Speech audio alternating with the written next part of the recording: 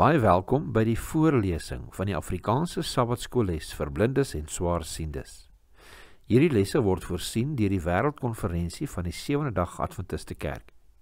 Die voorlesing van die les word aan u gebring deur SSL in samewerking met Adventiste Wêreldradio Afrikaans en word voorgelees deur Marlena Nel.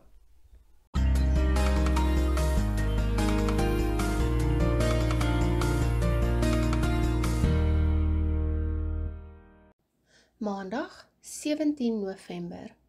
Gee my dan nou hierdie bergland. Kom ons bid saam. Liewe Vader, ons sê vir U baie dankie vir die voorreg wat ons het om hierdie studie te kan studeer. Liewe Heer, maak asseblief ons geestelike hart en verstand oop om U boodskap te kan verstaan. Ons bid dit in Jesus naam alleen. Amen.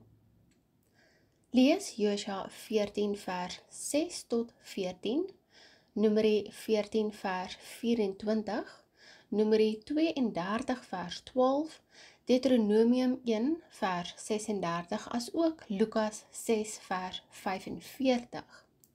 Hoe sou jy Caleb en Josua se houding beskryf? Wat beteken dit om die Here met volharding, Afrikaans 2020, oftewel getrou, Nuwe Afrikaanse Bybel te volg? Ons lees Josua 14 vers 6 tot 14.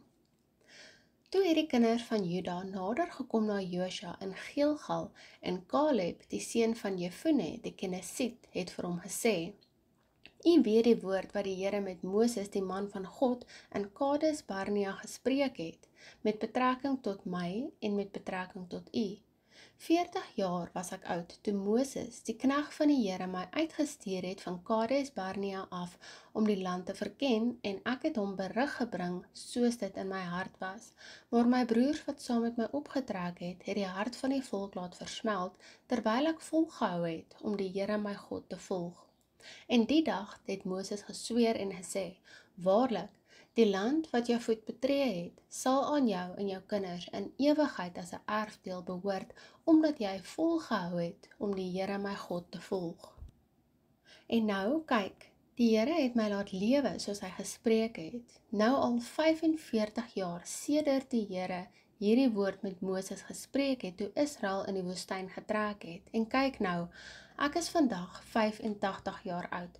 Ek is vandag nog so sterk soos die dag toe Moses my uitgestuur het. Soos my krag toe was, so is my krag nou nog, om te veg en om uit te gaan en in te gaan.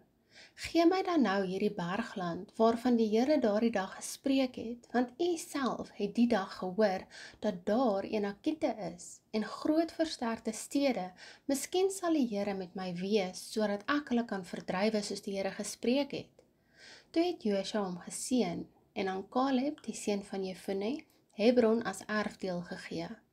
Daarom het Hebron die erfdeel geword van Caleb, die seun van Jefune, die Kenesiet, tot vandag toe, omdat hy volgehou het om die Here, die God van Israel, te volg. Josua 14 vers 6 tot 14. Ons lees Numeri 14 vers 24. Maar my knegt Caleb, omdat 'n ander gees in hom was en hy volhard het om my te volg, hom sal ek bring in die land waarin hy gekom het, en sy geslag sal dit in besit neem. Ons lees ook Numeri 32 vers 12. Behalwe Caleb, die seun van Jefune, die Kenesiet, en Josua, die seun van Nun, want hulle het volhard om die Here te volg. Ons lees ook Deuteronomium 1 vers 36. Behalwe Caleb, die seun van Jefune, hy sal dit sien, en aan hom en sy kinders sal ek die land gee waarop hy geloop het, omdat hy volhard het om die Here te volg. Ons lees Lukas 6 vers 45. Die goeie mens bring uit die goeie skat van sy hart tevoorskyn wat goed is, en die slegte mens bring uit die slegte skat van sy hart tevoorskyn wat sleg is, want uit die oorvloed van sy hart spreek sy mond. Lukas 6 vers 45. Caleb het nooit vergeet van die belofte wat die Here hom deur Moses gegee het nie, naamlik dat hy die land sou binnegaan wat hy bespied het. Numeri 14 vers 24. Met verwysing na daardie verslaggewing oor Kanaan wat 40 jaar gelede gebeur het, sê hy: Ek het berig gebring soos dit in my hart was. Josua 14 vers 7, Afrikaans 2020 vertaling. Sy verslag het gesteun op die oortuiging dat Israel met God se leiding en hulp in staat was om die land te verower.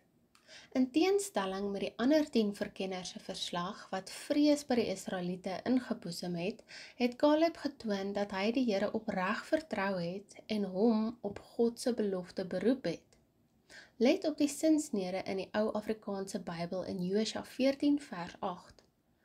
Terwyl ek volgehou het om die Here my God te volg. Die oorspronklike Hebreëus, Anoki Mala Ahar, Jehovah Elohim, maar ek ten volle het gevolg die Here my God. Dit kan letterlik soos volg in Afrikaans weergegee word. Ek het die Here voluit gevolg. Dit is waarskynlik 'n korter weergawe van 'n langer idiomatiese uitdrukking, my hart het die Here voluit gevolg, of selfs, my hart was vol om agter die Here aan te gaan. In teenstelling met ander wat agter vreemde gode aangegaan het en wat die Here van harte nie gevolg het nie, was Caleb in sy diepste wese toegewyd aan die Here. Dieselfde uitdrukking word in die res van hierdie skrifgedeelte 2 kere herhaal en beklemtoon so Caleb se getrouheid in Josua 14 vers 9 en 14. Die wyse waarop die godsman sy eie houding verwoord, strook met die Here se eie opsomming van hom, naamlik dat daar 'n ander gees in hom was, Numeri 14 vers 24. Een wat Caleb kop en skouers bokant die ander 10 verkenners laat uitstaan het. Selfs op 85 is hy steeds 'n voorbeeld. Sy handel en wandel toon wat die Here kan vermag deur harte wat ten volle aan hom en sy planne vir die mens gewy is. Caleb het begryp dat die grondgebied wat elke stam uiteindelik in besit sou neem, direk eweredig was aan die mate waartoe hulle hulself vreesloos op die beloftes van die beroep het, as ook hoeveel grond hulle bereid was om met geloof te betree. Die Here se beloftes is nie selfvervullend nie. Met ander woorde, ons wil is nie irrelevant wanneer dit by die vervulling van God se beloftes kom nie. Inteendeel, sy beloftes vereis geloof gepaardgaande met vasbeslote optrede. Die Hebreëse woord ulei, wat hier in Josua 14 vers 12 as miskien vertaal word, kan inderdaad gebruik word om vrees en twyfel mee uit te druk, maar gewoonlik is dit 'n aanduiding van hoop en die verwagting dat iets positiefs gaan gebeur. Ons lees Genesis 16 vers 2.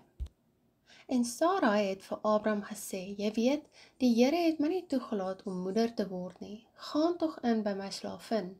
Miskien sal ek uit haar gebou word, en Abraham het na Sarai geluister. Ons lees Numeri 22 vers 6 en vers 11. Kom dan tog nou, vervloek hierdie volk vir my, want hulle is magtiger as ek.